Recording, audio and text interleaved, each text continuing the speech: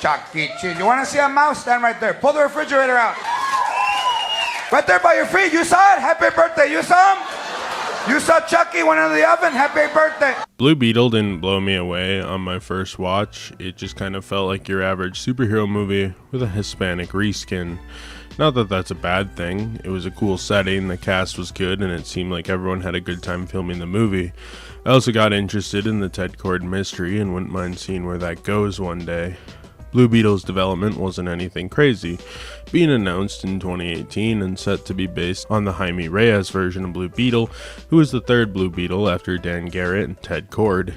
Jaime's story was set to be the first major superhero film based on a Hispanic character. By the time production started, it was supposed to be released on HBO Max, along with a handful of other mid-budget projects such as the famously scrapped Batgirl film, and would be the only one of this planned side slate to ever end up seeing the light of day after moving to a full theatrical production with an increased budget for post. Angel Manuel Soto was tapped to direct after an ill-fated attempt to develop a DCEU film based on the Batman adversary Bane. The filming seemed to go down without much drama or issues. Unlike The Flash, the cast kept out of trouble, making it a pretty smooth production.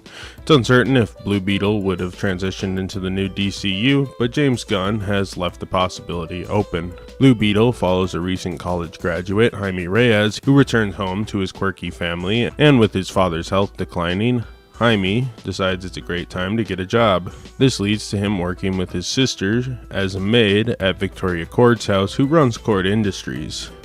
Though he is fired from the job, he meets Victoria's niece, Jenny, who offers to help him find a job, and they set up a meeting at Kord Industries.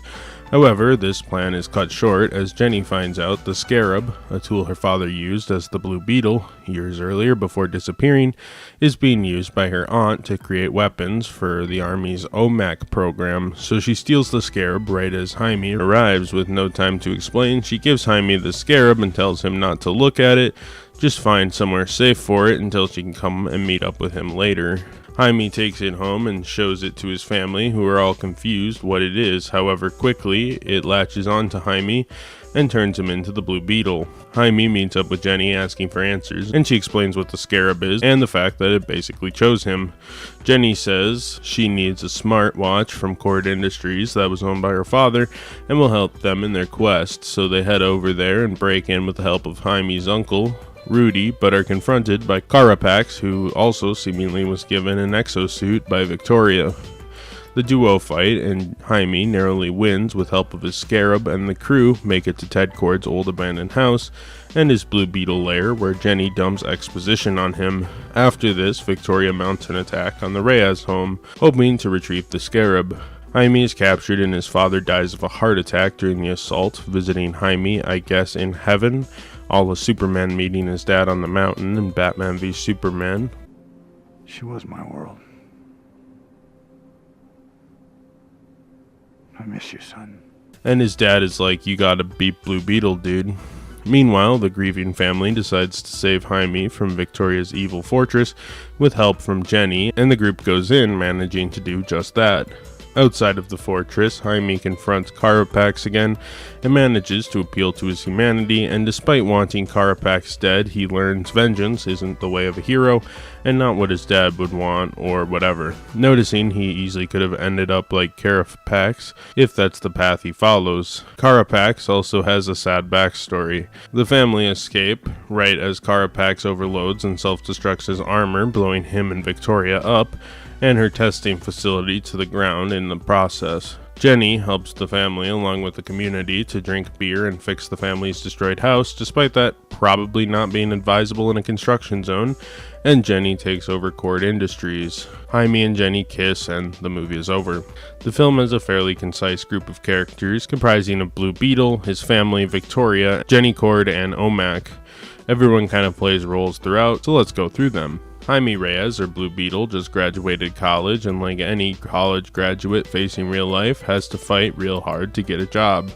This is compounded by the fact that his dad is having some serious health issues, which along with his college is taking a financial toll on the Reyes family. When Jaime gets the Scarab, he is thrown in a life of a reluctant superhero, being the only one in his family to really trust Jenny Cord out the gate and wanting to free himself from the Scarab and return to a normal life. After he meets his deceased father in a vision, Jaime decides that though the hero life isn't one he chose, it's one he needs to embrace. Jenny Cord is the daughter of the second Blue Beetle, Ted Cord, who went missing at some point before the film. She is against her aunt's use of Cord Industries to make powerful and dangerous weapons, as she wants to follow in her father's philosophy of peace and whatnot. When Jaime gets the Scarab, she realizes she needs to help him stop the madness that her aunt has created, and stop her from attacking the Reyes family in the search of her goals. Her and Jaime eventually get in a kind of cheesy Michael Bay-esque movie relationship by the end, based off nothing really, but both of them being the main characters, and being a couple of attractive folks. Milagro Reyes is Jaime's sister and kind of is his support system, with the duo being very close. Milagro goes with her grandmother to save Jaime from Victoria's evil base and proves herself to be brave or whatever, despite the mounting odds against her and her family. Rocio Reyes is Jaime's mother and pretty much does nothing but stands in the background and gets sad when her husband dies. Alberto Reyes is definitely the Uncle Ben of Blue Beetle, so to speak, dying due to the consequences of Jaime getting the Scarab and having a heart attack when the family is attacked by Victoria. No level of blame can really be put on Jaime though, since he kind of got the Scarab by happenstance, but they use his death as a bridge into the third act. Rudy Reyes is Jaime's QAnon crazy uncle that has weird gadgets and makes machines to basically hide from the government. George Lopez plays him to be occasionally funny and interesting, I suppose, and I think the main thing about Rudy is that he's just sort of a weird, quirky uncle, which I think works well enough in this story about a family being put at the center of a superhero dispute. He's a little obnoxious occasionally, but I don't mind him too much. Nana Reyes is the comic relief meme character that is kind of the match that lights the Mimi third act. Turns out she was once a revolutionary, so she grabs a big gun and runs in to save Jaime from the fortress he's captured in. Milagro is armed with a Nintendo Power Glove that I guess has superpowers as well. This movie ripped off that 2007 retro game reviewer meme for some reason.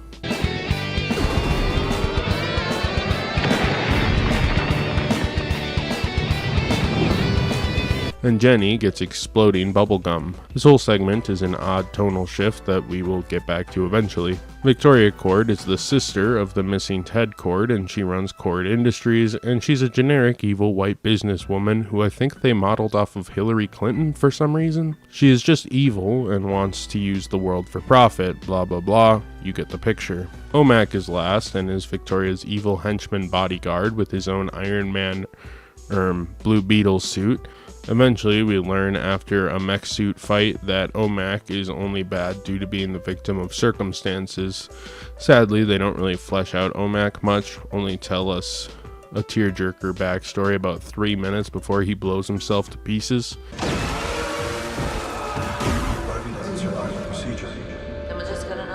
He's basically just fight scene fodder at the end of the day. Cinematography was handled by Powell Pogrinski, who is most well known for his work with Ari Aster on his mid-budget art house horror films like Midsommar and Hereditary, with this being really his only Hollywood blockbuster that he worked on.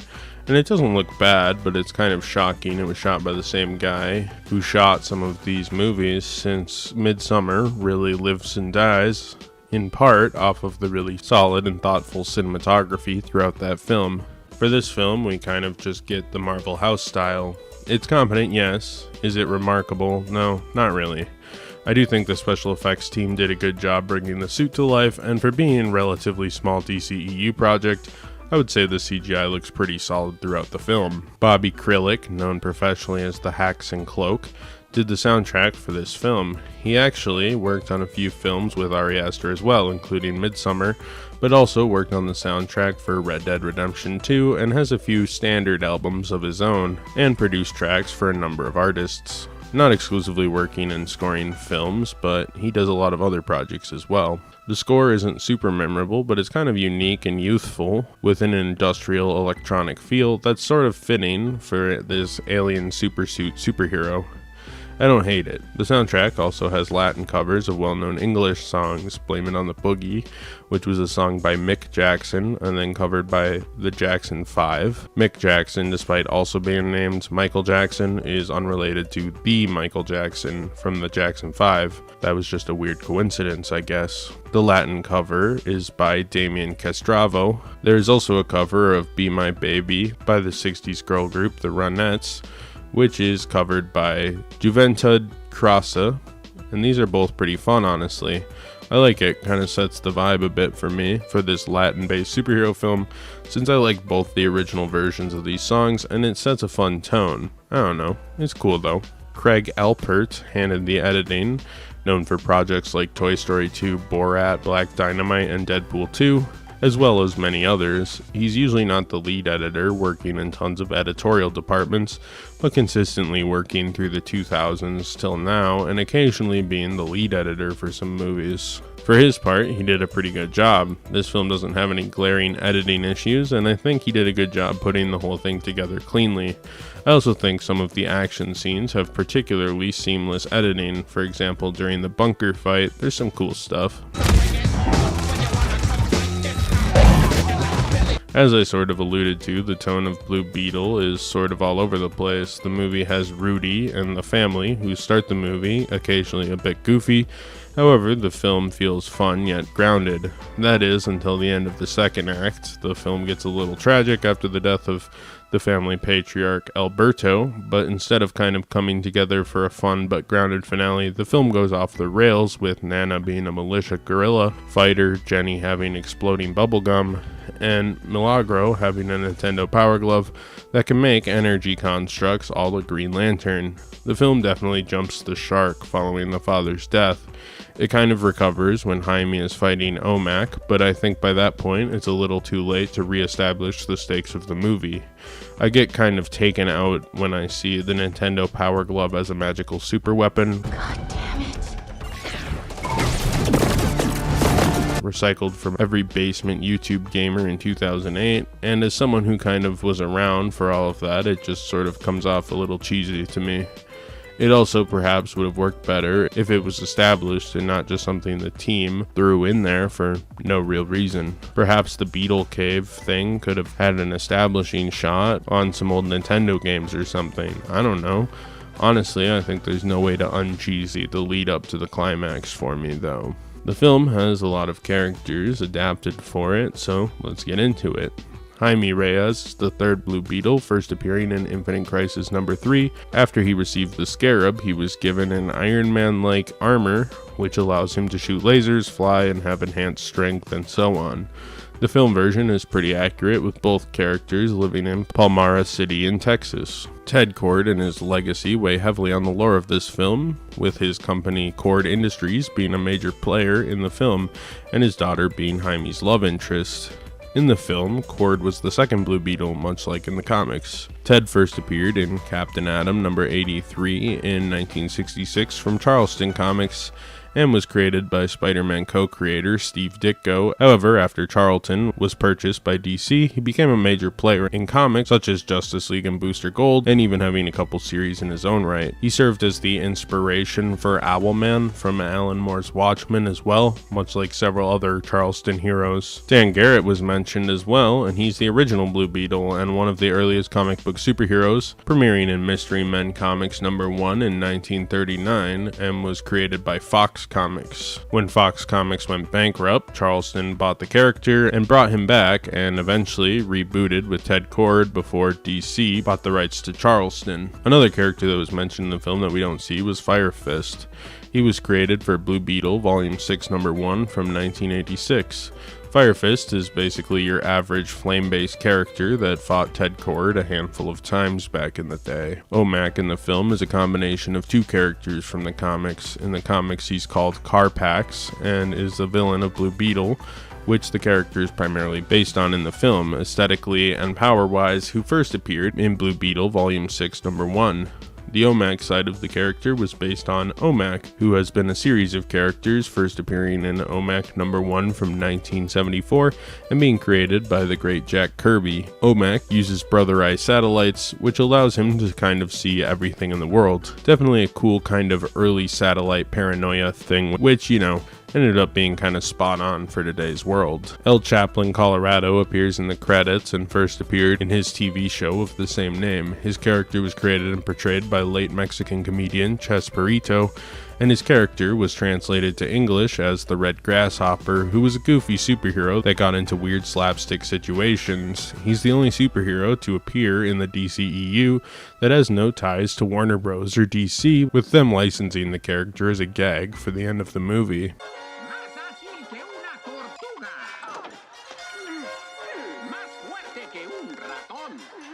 Though he's not canon to the DCEU as a character, his TV show does exist in the universe. The film kind of draws from a million sources other than the Latin theming, which was unique for mainstream superhero cinema. It doesn't really add much to the canon of the genre. The Jaime Reyes version of Blue Beetle naturally is going to be compared to Iron Man because he was definitely designed to be a DC counterpart to that character. The design is very much inspired by the Iron Man looks from the day, but even beyond that, OMAC, who isn't really OMAC but more Carpax from the comics, is an evil supersuit-clad Blue Beetle villain, though he's actually a villain to Ted Kord's version of Blue Beetle. Regardless, they picked Carapax because he has a cool-looking evil supersuit for Blue Beetle to fight, which is the formula used for Iron Man and Iron Man 2. The fights between Jaime and OMAC definitely wanted to have that vibe as well, of the kind of metal-on-metal superhero suit action. I also hate the clone antagonist trope since it was so painfully overused by Marvel early on in their run. They loved this shit, and I hoped it was a trope people stopped using. Notable examples are Black Panther and Killmonger, Ant-Man and Yellowjacket, Superman and Zod, Iron Man and Ironmonger, Iron Man and Whiplash, Flash and his 500 evil flashes from the comics and the TV show. You also have the suit talking to him, which is sort of reminiscent of Jarvis in Iron Man in the MCU, and Karen from the Spider-Man series, with a tinge of the Venom symbiote style, since the suit can take control of itself and has a mind of its own. The death of his father feels a bit like a Spider-Man Uncle Ben moment. The city Palmyra also kind of gives Wakanda vibes on how it looks and how they shot it. And you're telling me they didn't steal the evil experiment layer at the end from X-Men's Weapon X stuff? The tone is very Marvel-esque with some tinges of Michael Bay at points. Jaime and Jenny talking about the Scarab feels Transformers-esque, with the ending kiss between the two characters, with little to no chemistry throughout the film, definitely feels pulled from the school of Michael Bay. That and the scene has a boner joke, which is definitely a Michael Bay trope. I feel a surge of blood rushing towards your mid-region. It has a lot in common with a lot, and it starts to get a little distracting, honestly, with me constantly comparing it to other things. In the end credits scene, we hear Ted Kord's voice from a computer, implying he's still alive. A TV show that stars Zolo Mardura and has several creatives returning is happening supposedly, so this might actually go somewhere in the future during the DCU, but it's yet to be fully seen. I hope it does though, because I think Ted Kord would be a fun addition to the DCU, and it might be fun having two very different Blue Beetles running around the universe. And with a Booster Gold show in development as well, who's Ted Kord's close friend in the comics, perhaps the three characters will have some synergy and make some cool things happen. I hope so, at least. Also, a first of its kind big budget superhero sitcom starring the Justice League International needs to happen, and that would be fun, and it can't really happen without Booster Gold and Ted Kord. Regardless, if something like that happens or not, read the Justice League International book. It's a very fun read. The second post-credit scene is more of a fun, clearly non-canon stinger. It's a shout out to El Chaplin, Colorado, which is the Mexican TV show from the 70s that was a parody of superhero TV shows, as I stated earlier when I mentioned him in my Adapted From segment. I never heard of the show, but it was fairly long running and probably a cute nod for any South American superhero fans who were familiar with the franchise. Blue Beetle is fine. I like that it deepens the lore of the DCEU with references to both Ted Kord and Dan Garrett, proving superheroes have been around for a long time, even before Superman revealed himself in Man of Steel, and all the suits were pretty accurate, which I think is cool too. It was, however, very formulaic and not that original, which also kind of made it a boring watch, honestly. The film has a hard time hooking me, since it seemingly has so few original ideas, and also the presentation of these stolen ideas aren't particularly that good. It's not terrible, but man, there just isn't really anything to sink my teeth into here. It's so derivative.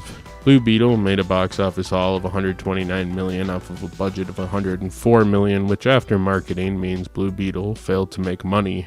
It did pretty decent critically, however, with a 78% on Rotten Tomatoes and a 61 out of 100 on Metacritic. Critics feel that Blue Beetle was family-friendly and fun, but was derivative of films like Spider-Man: Homecoming, with powers all too familiar to Iron Man, with points of the movie being similar to moments in that trilogy.